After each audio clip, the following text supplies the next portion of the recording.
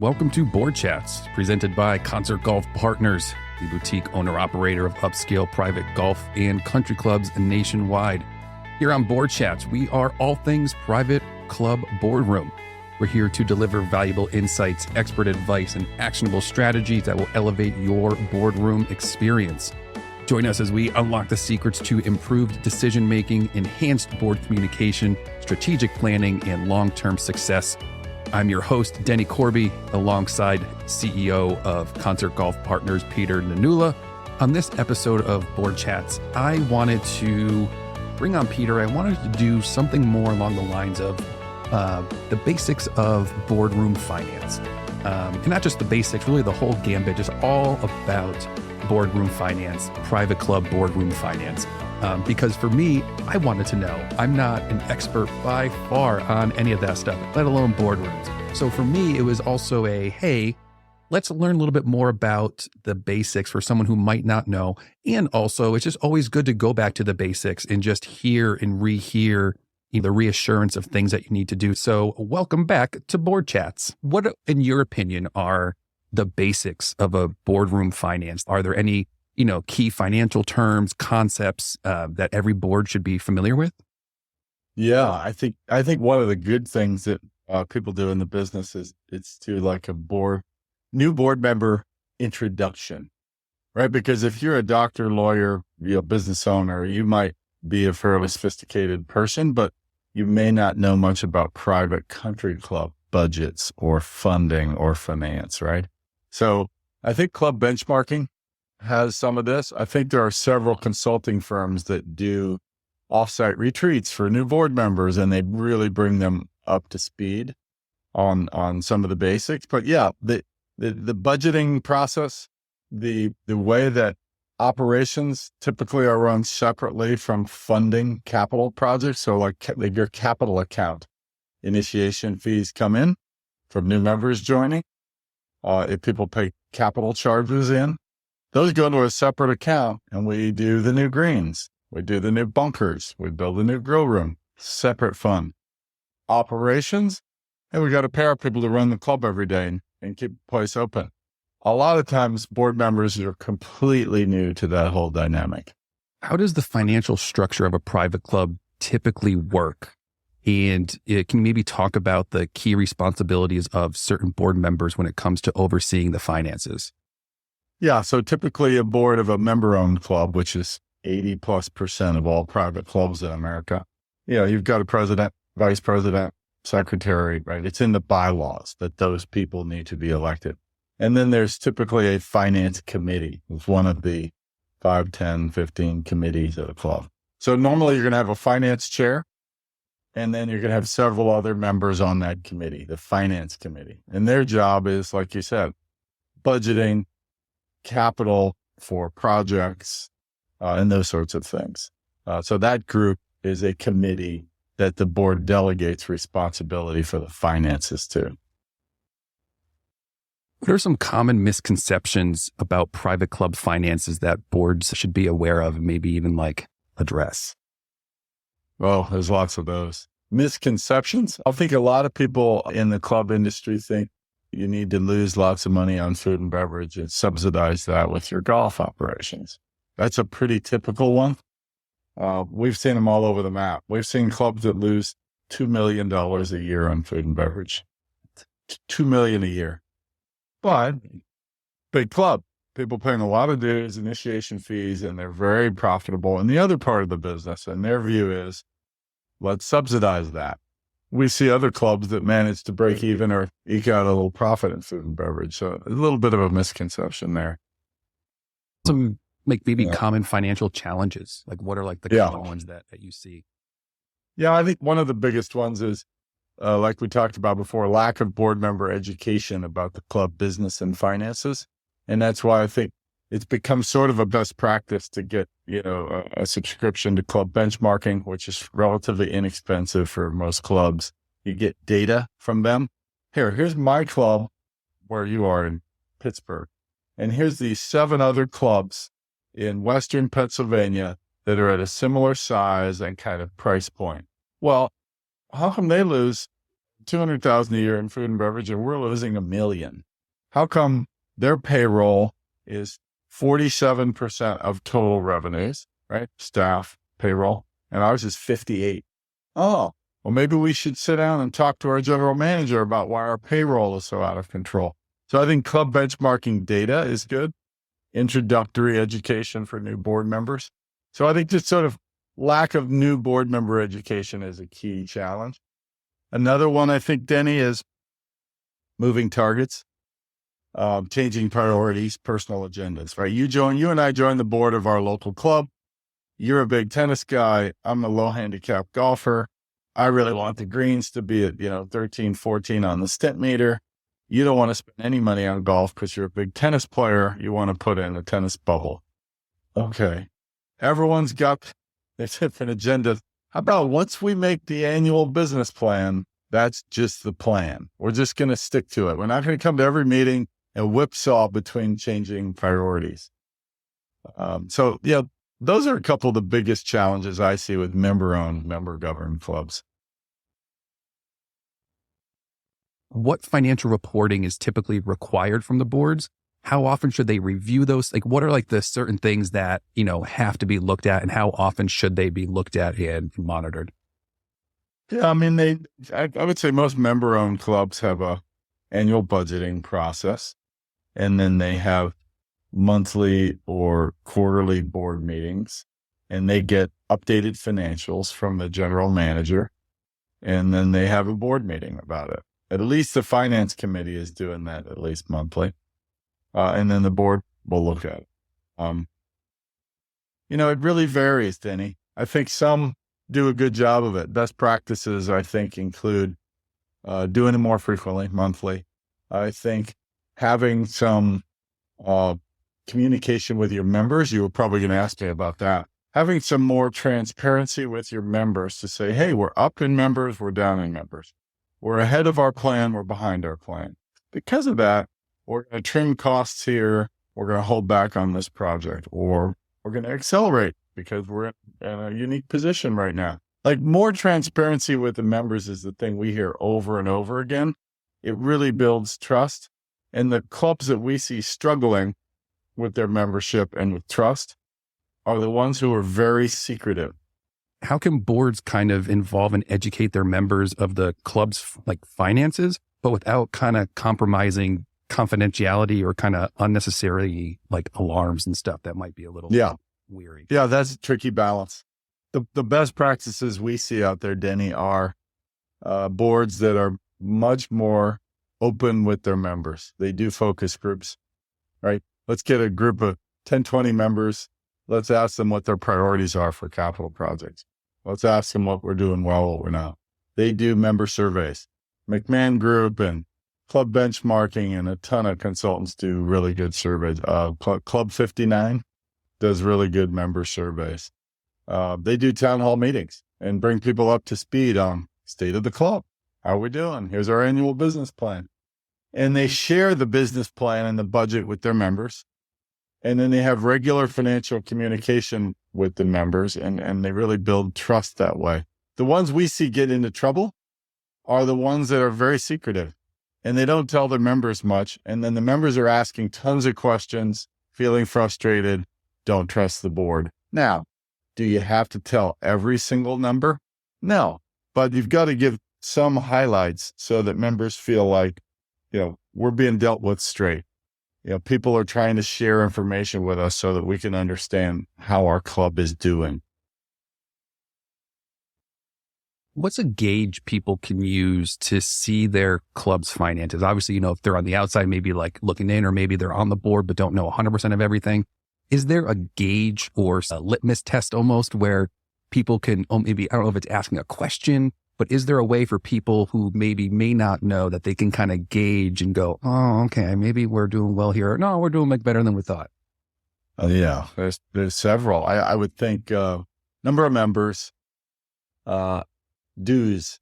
How much dues are coming in compared to what we budgeted, right? Let's face it, the dues of a club are the lifeblood of the club business. All revenues come from either You and me paying our dues and then spending on food and beverage, spending on carts, guest fees, and everything else. How's our total membership count versus our original plan? How's our dues looking? Are we profitable or not? Right? Those are some of the basics. You mentioned dues quick. How do boards and private clubs address outstanding dues, member debts, unpaid fees? Because that can add up very, very quick. Yeah, I think this is another area of weakness in club governance that we see quite often is somebody has a personal relationship with a family that has an issue. And so the board will make a personal exception for someone, don't have to pay their bill.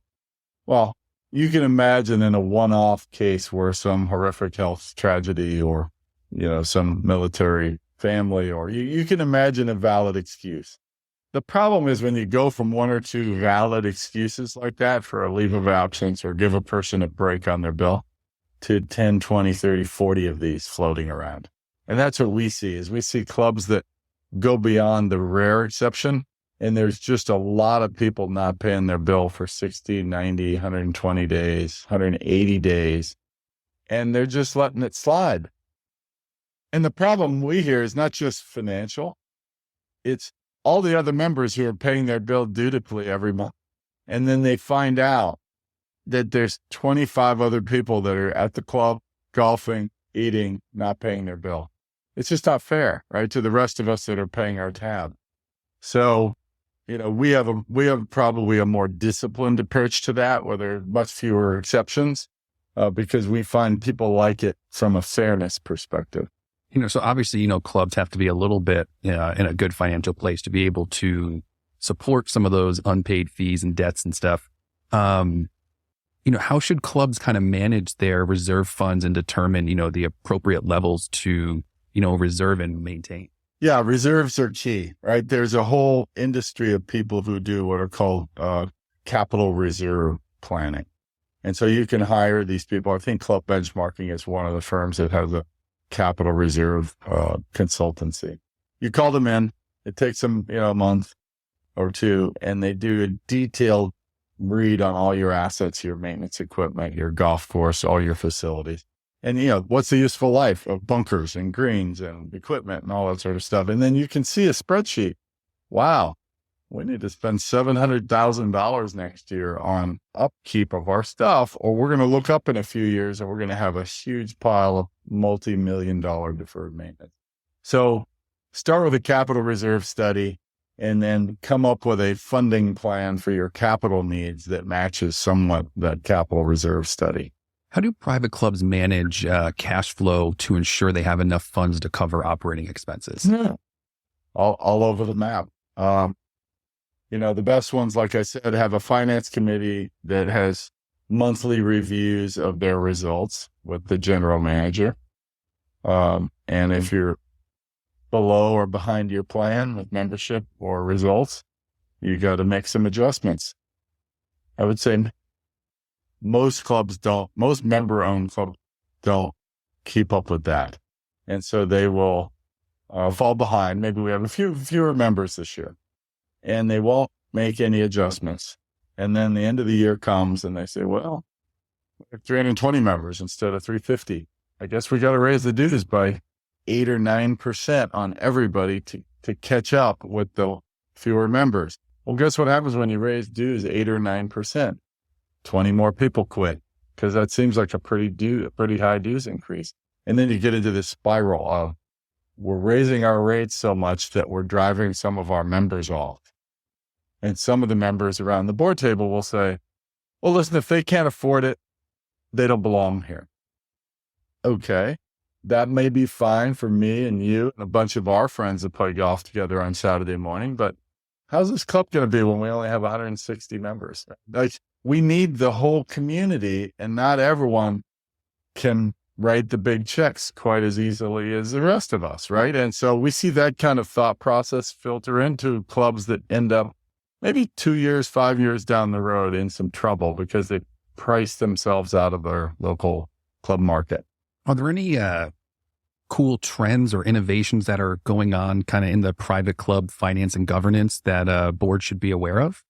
again, I keep referring to club benchmarking just because I think in the last decade or so, the emergence of real data for boards to sit around and look at is a huge help. The idea of volunteering for the board of your club, not knowing anything about how it works, and then not having any data in front of you based on comparable clubs or anything just seems like flying blind. So I think that's been a huge improvement.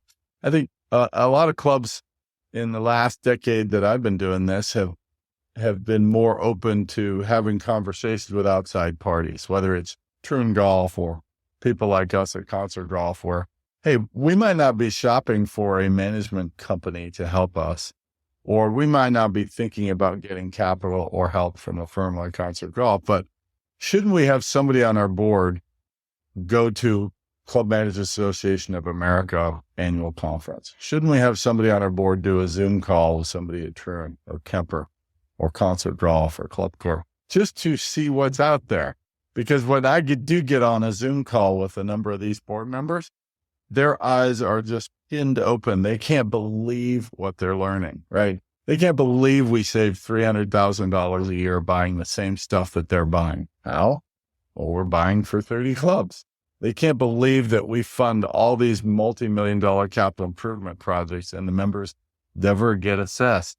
Wait, this sounds almost too good to be true. How is it that you could build a whole new, member, patio with a grill and it costs you $2.7 million and the members are still just paying $825 a month? And how does that work? It just seems like the scales are coming off their eyes. They didn't know that there are other options. They didn't know there are other experts because they're just in their town, driving over to their club, talking to their general manager and going back home. That's their only data source. So I just think exposure and education. I've seen a nice trend in that direction. You mentioned a little bit more about membership decline. Times, depending on who you listen to, might be a little uncertain right now. In a time of economic downturn, membership decline, how can boards adapt their financial strategies to ensure the club's survival and long-term success? Yep. A great question and very timely, because the last 3 years have been 3 of the best years in the history of the club industry, with COVID and with people looking for somewhere to go that's outside and, healthy and safe. It's been fantastic for golf. But in the last 6 months or so, most of the industry has started to see the return to normalcy, people going back to an office, and a teeny bit less rounds played and golf and membership demand. So you're starting to see it. And then this recession talk that's out there, it's coming. And so how do you adapt? So I think one of the biggest things that people do in the board of their real company, but they don't do in the board of their country club, is have budgeting that has like a base case. Here's what we're all hoping. There's no recession and we had 50 new members this year and we lose 40 and we're doing great. Well, where's your downside case? Everybody's company has a downside case budget for if things don't go well, if we hit a recession. Okay, well, does your general manager giving you a downside case budget for your club? Okay, well, if we start to see those trends happen, what are the action steps that our general manager is authorized to take to cut here and make certain changes that we've all authorized him to do? Otherwise, wait, we're going to get 6 months into a recession. We're going to start having panicky board meetings. We're going to keep doing everything as if there's no recession, and everyone's going to get surprised and we're not communicating effectively with our members. So I think that's one of the things that people should be talking about now. What happens when the recession hits? Do we already have a downside budget that we could pivot to? Not just even the recession coming, but there's tons of other financial risks, natural disasters, unexpected events. How can clubs manage those risks a bit more? Exactly. Yeah. And that's why we talked about the capital reserve fund idea, which is if you're putting aside money every month into a capital reserve fund and a hurricane hits, like just happened to us at a bunch of our Florida clubs, you have money that's been sitting there storing up for a rainy day or a surprise like a hurricane. If you're not funding into a capital reserve fund, then you're dry and you have to go out to your members and say, sorry, there's 200 trees down on the course, the roof caved in on the clubhouse, and we got $2 million of work to do. Club's going to be closed for 2, 3, 6 months. Members don't want to hear that. They want to hear that you already planned for it and the crews are out there cleaning everything up because you have the money in the bank to go deal with that stuff, right? So reserve funds are critical. And if you're a concert golf, correct, you don't really have to worry about it. Exactly. It's going to get fixed. It's going to get done. Yeah. Having us involved, it's really different. Like this conversation is not an ad for concert golf or dealing with companies like us, but it is striking when we talk to these board members at our clubs, right? No debt. We pay off all their debt.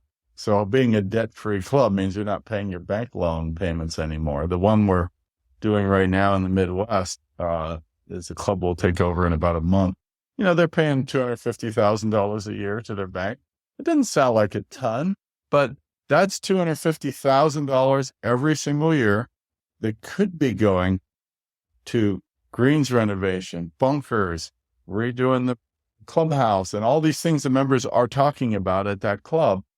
But no, they're writing a check to Bank of wherever every year, and that money's going out the door. So that helps. And then we, like you said, we fund all the capital projects. All our clubs have the benefit of our purchasing power, right? So we'll save $200,000 to $300,000 a year at that club just because we buy seed, fertilizer, chemicals, golf carts. We buy it all as a large group from the same vendor, from the same sales rep, on the same truck. It's the same products, but we have a different rate sheet, right? Because we're buying in volume and they'd like to deal with somebody like us. So that club is now at a significant cash flow advantage because they're not paying their bank and they're saving money on purchasing, several $100,000 a year in extra cash flow. That's wild. Yeah. That's really wild. It's something that's unbelievable to have that much extra revenue. Exactly. Basically revenue. I mean, cash flow. Revenue coming in. Exactly. And then a lot of the board members, like another one we're talking to right now, will say, well, tell me which of your clubs are profitable and which aren't doing so well. And I look them straight in the eye and say, we have 29 clubs. All 29 are profitable this year, last year, every single year. What? They can't believe it. They think, well, you just did a big project, and so a bunch of new members join, and you're at a really exciting time at Club X, because we did that 6 years ago. We redid our clubhouse, and it was booming. But then 3 years later, a new board came in, and times got tough, and we didn't have a reserve fund, and we went through a deferred maintenance period for 3 or 4 years, and we were losing money. They go through boom and bust cycles at a typical standalone club. All of our clubs are profitable every single year. But because we have these advantages that are built in, and most of these board members just want their club to be sustainable long-term, be a wonderful club, have their home values around the golf course to be in good shape, and they just want to go enjoy it. They don't want to be worrying whether the club is riding the wave of the COVID or the recession, right? They just want it to be there for the next 50 years, right? Is there a way that, that you've seen where clubs can maybe handle or find opportunities for cost-saving measures, but ones that don't particularly compromise the member experience? Obviously, you guys have the pool buying power, but, a normal club, how, in the board, what can they look for to, use some cost savings? Yeah. No, they can do it too, maybe on a little bit lesser scale, but there are buying groups. There are group purchasing organizations, GPOs, that you can join. And some general managers know how to tap into that. They might not save quite as much money as a group like us. And, frankly, listening to your general manager more. Hey, general manager, we're 200,000 short this year. Where would you recommend we cut and not affect the member experience as much? Most good general managers, it's not a happy conversation, but they know how to do it. They've been in the club industry for 10, 20, 30 plus years. The challenge I find is when a board member comes in, has their own agenda or orientation because they're in a certain business. They're in the real estate or the marketing or whatever kind of business they're in. And they'll show up not having been in the club industry and they'll say, I think we should do X, because they don't really care about tennis. So let's just cut over there. Or why don't we do Y? Because we never go out to the pool. My wife and I don't have young kids, and so we don't use the pool like these other 200 families do. Why don't we cut that? Well, the issue is you're not thinking about the whole business like the general manager is, right? So task the general manager to come back with $200,000 of cuts that aren't going to affect the overall member experience. They know how to do this. They're trained to do it. So I would say listening to your general manager is rule number one. So simple. It sounds simple, but it's hard. Like a lot of these people volunteered and raised their hand to run for the board of their club because they want to help. They are prominent members of their community, and they bring some real smarts and expertise to bear in their area. But I'd never seen a bigger mismatch in my career between the business you're involved in and the acumen or the expertise of the board members. Like normally, if you and I were to join the board of, pick a company in Pittsburgh, Heinz, well, you're not going to be on the board of Heinz, without having specific knowledge relative to the ketchup business, right? And a specific way that you can add value to that, right? It's not just people who showed up and thought they would volunteer to help. You would never make it on the Heinz corporate board, right? And most of these people know this from their own business careers. But at their country club, all that logic seems to go out the window. It's just an election of who's the most passionate.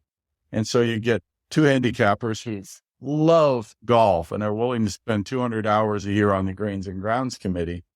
How many of those people have an agronomic degree from one of the leading agronomy schools? None.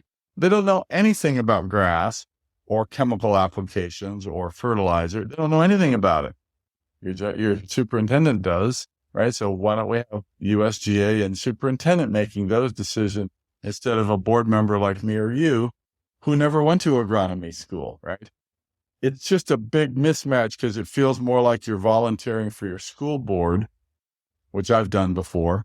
I don't know anything about teaching U.S. history, but I'm on the board because I'm a parent, right? And I'm maybe there to help with fundraising or something. But what do I know about teaching ninth grade biology? And why am I telling people how we should be doing that? I don't know anything about ninth grade biology. And that's what a lot of these club boards are. People super well-intentioned, prominent members of their community, and they're getting involved in the decision-making of running the club on a day-to-day basis. And you have a general manager who's been doing this for 24 years. That's the person that should be deciding all that day-to-day stuff. And your job as the board should be strategy, business plan, hire a good general manager. After that, you should let your general manager run the day-to-day. And that's hard to do. It's hard.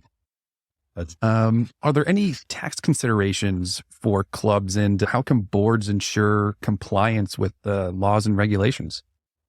Yeah, so the biggest tax issues are around outside non-member income. You've probably heard there are a bunch of IRS rules. You can't generate more than 15% of your income from non-member activities. So like a corporate outing on Mondays or a wedding from a non-member. You've got to keep that under 15% of your total revenues, or the IRS says you will lose your tax exemption as a tax exempt nonprofit. There's a newsletter called the Club Tax Newsletter. That is the leading resource for private club tax issues that I would recommend people subscribe to. It's got Mitchell Stump, and he's kind of the expert. I think he used to work for the IRS and audit clubs. But anyway, that's probably the biggest one. And so here we are in May. Does your club have a good plan around non-member income and keeping it within that 15% limit? Usually they do, but then, the events will kick up and they'll go over the limit, and they haven't been having regular conversations on the finance committee with their general manager about that. That's probably the biggest one. There are a few others. What about financial disputes or conflicts of interest among members and stakeholders? Any insight on that? Yeah, that comes up a lot. I mean, again, it always comes from a good place. You volunteered for the board of your club. You care a ton about it, right? and everyone wants you to be on the board because they love Denny and they love how passionate he is about the club. So let's invite you onto our board. Great. Denny's family has an asphalt business. So Denny is generously offering to redo all the cart paths. Well, how much is he charging us? I don't know, 400,000. He says it's like at cost. Did anyone go get 3 bids? No, we just gave it to Denny because he's into the club business and he's super passionate about it. We find that at a lot of clubs where it comes from a good place, but the club's paying lots more money than they should be, didn't get 3 bids, right? And it's because of that, you might call it a conflict of interest, because you've got people with their own personal agendas involved in the business of your club. They might not be saving you money. They might not be doing the best quality work, but because Denny's one of ours, that's why he's doing the work, right? So that happens at clubs a lot.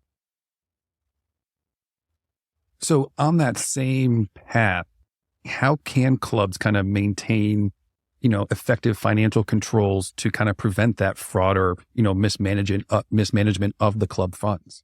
Yeah. So you have a finance committee, and one of the functions of that finance committee is budgeting, capital planning, like we talked about. Another function of that committee is who's our vendors, right? Are we using any inside member vendors? And if we are, there's an inherent bias against that because there's a conflict there. Are we letting 27 people slide on paying their bill every month? Finance committee should be reviewing that because it's not fair to 300 other members who pay their bill every month to have 27 people not paying. And I see that guy over in the dining room eating just like you and me. He paid his bill in 6 months. It's not fair. Right? And so finance committee needs to be on top of that stuff and needs to make decisions based on the bylaws and the principles of the club, not Denny Corby and his family are my friend. I'll talk to him. We'll work it out. Right? That's what seems to go on a lot is a lot of exceptions get made because we're friends. Need to run it a little bit more like a business where you wouldn't do that if you were on a corporate board. There would be rules at your company to make sure that that wasn't happening. Well, why don't we run our club in a similar fashion? That's wild. That's wild. So I know this isn't, finance related, but let's, how have you and your club handled members that have those unpaid debt? Like what's that conversation like? Yeah, I would say we love our members and we strive for, as high a member satisfaction score at all of our clubs as we can. And they tend to be very happy because we're very responsive and attentive. But when people aren't paying their bill, I would say we're pretty disciplined about it, to be candid. We'll give you a warning. We'll have a private, quiet conversation with you about why this is happening. We'll review the bylaws, 30 days, 60-day late. And then we'll just tell them, we'd love to help you, get through your situation, but you can't be here while you're not paying, right? And so our main focus is we have 400 other families who are obeying these rules. It's not fair to them if you're not paying. And so we'll have the harder conversations with those people. And maybe that's one of the small reasons why our clubs tend to be, better managed, more profitable, more consistently at a high level of excellence is because we're trying to run it more like a business. There's a heart there, but not to the detriment of the overall club. Deferred maintenance, conflicts of interest, people losing confidence, people losing trust. People always trust that we're going to do the right thing for 400 or 500 families.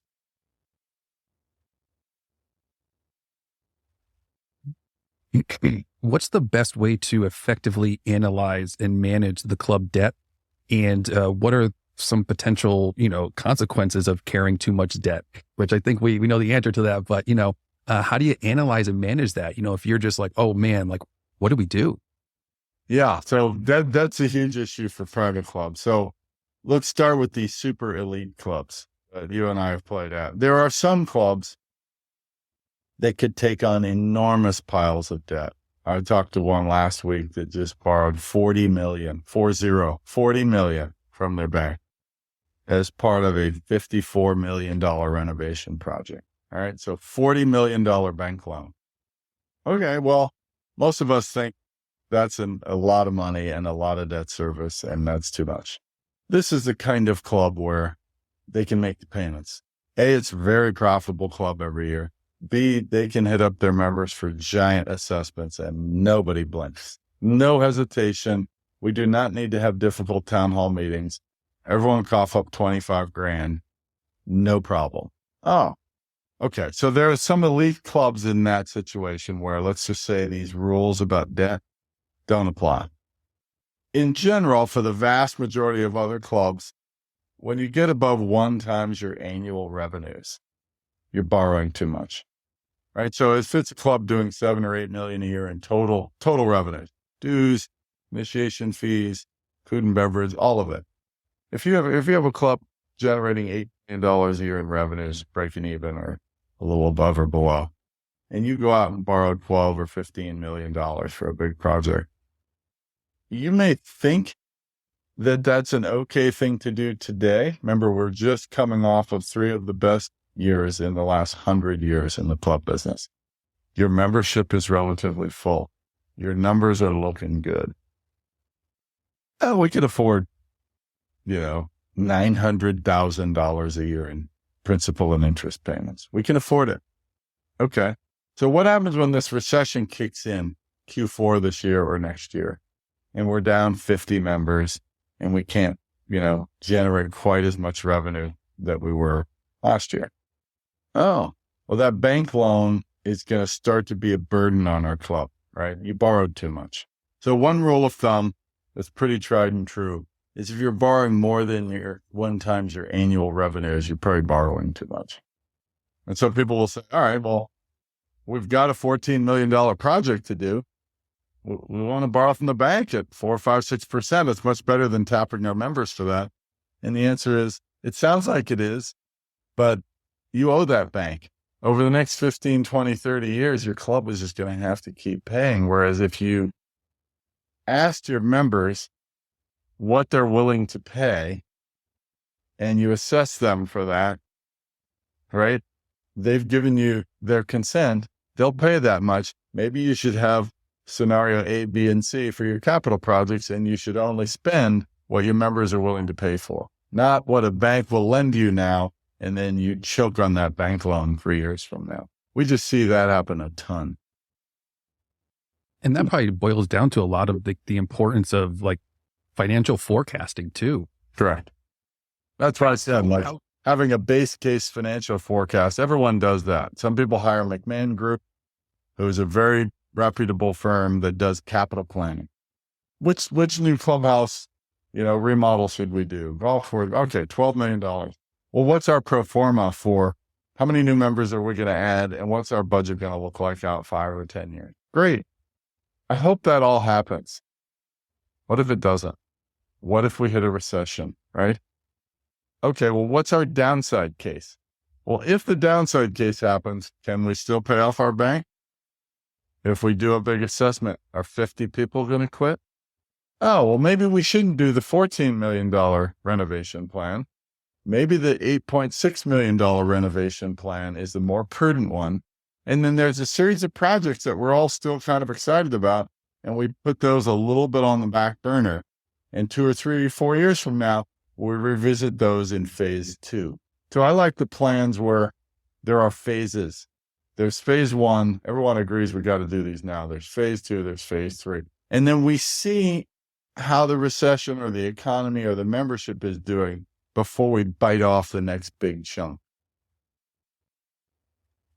Yeah, because you just don't want to make any financial missteps.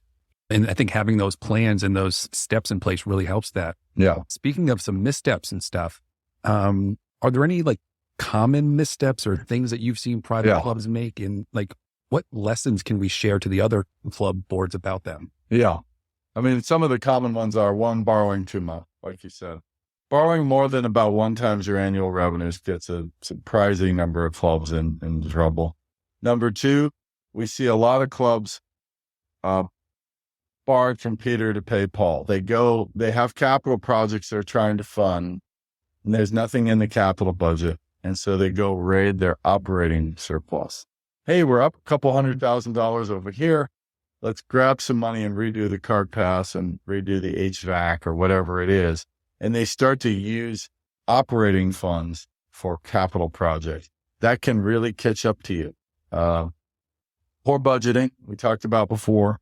If you don't do good financial projections with good, downside scenarios, all of a sudden you've got a surprise member assessment. Hey, members, sorry to pass along the bad news. We're 30 members down from where we expected we would be. So we're going to send out a special assessment.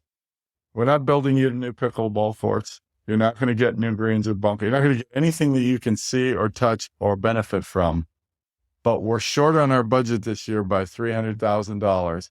You all just need to kick in another $2,000. And everyone gets that bill in the mail and says, what? I got to write another check. I'm not getting anything for it that I can see when I go to my club. But because my board did a bad job of budgeting, I just got to write another check. Okay, so half of your members are fine with that. It doesn't really affect them financially too much. Half of your members are pissed, right? Like, what's that about? Companies never do that. But our club did that because they didn't budget for different scenarios. Yeah, but at that point, it's not even the cost. It's just like you feel like you're being nickel and dimed. Correct. Like, when you get your bill and it's like this fee, this, it's like, just come on, just give me the whole thing. I don't care. Just give me all at once. I don't want to feel like, it's like the old cell phone bills. You just kept going. 20 extra fees on your bill. Yeah. And that's what we hear. It's just a loss of confidence. Maybe not necessarily in the people on the board, because you may know 3 of those folks yourself and like them. It's more loss of confidence in the business model. What are these people doing? And why do I have a bill with 6 nickel and dime items? And why are there always surprise assessments? And why do we have deferred maintenance? The way we're governing and funding and running our club, I just don't believe this is the best way to do it. Right. And those are a lot of the calls we get. Isn't there a better way? And, we're fortunate enough to have a bunch of successful clubs where we can say, go visit these clubs, go play at them, go talk to our board presidents and see what you think yourself. And I personally think it's a much better way to run a club because we have the capital and we have the experience and, we have the, what would you call it, best practices we've learned all these lessons over the past 27 years. And so we have policies and procedures to avoid some of the pitfalls that you've been raising on this call. So I think it's a better way to run a club, but that's not for everyone. But there's a lot they can learn from your podcast, Denny, about how some of the better clubs do it, how we do it. Maybe they can run their club a little better. Now, let's say someone is interested in learning more. What should they do about concert golf? Yeah. First go to our website, right? concertgolfpartners.com. There's a ton of information on there and case studies and stories about other clubs like yours and that sort of thing. And then they can call me. My information's right on the website. We can have a very confidential, exploratory discussion about your club. And then oftentimes, Denny, I'm just pointing them to McMahon Group or Club Benchmarking or one of the leading consultants in various aspects of the club industry who are really top notch. And if they haven't been exposed to those experts, they can get on the phone with them. They may hire them. They might just talk to them and say, wow, we really should consider this new type of solution for our greens because we're having this problem with our greens and our superintendent isn't giving us good answers. So it's just a way to get expertise. Give us a call, go to our website. We'll try to help you out.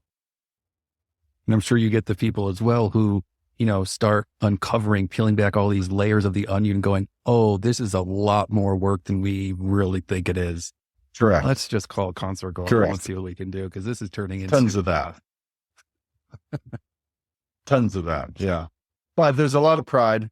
If you have 3,000 private member-owned country clubs in America, most of those clubs have a lot of pride in being a member-owned club. And they like to be on their boards and be part of it, right? And so we support that. We want these clubs to live on and be self-sustaining and be terrific clubs. If we can't be the solution for them ourselves, we can direct them to some good resources. That concludes this episode of Board Chats. Thank you for listening. Thank you, Peter. As always, if you have any interest at all, please head over to concertgolfpartners.com. You can find Peter on LinkedIn. You can find him there. There's tons of ways to contact. All the chats and all the calls and things are all confidential. Nothing gets shared. So you are in good hands. And as you heard from Peter, he will point you in the right direction no matter what. You know, when you talk to Peter, it's not a sales call. It's really just to see what's the best fit and how they can help you the best. And if that means working with them, great. If not, no big deal. But and that's part of what all this is just bringing tremendous value to the private club. So if you can help me help support the channel, if you're interested, please reach out to Peter. Let him know you reached out because of Private Club Radio. Always nice to know where people come from. But that is this episode. Thank you so much for listening. Catch you on the next one.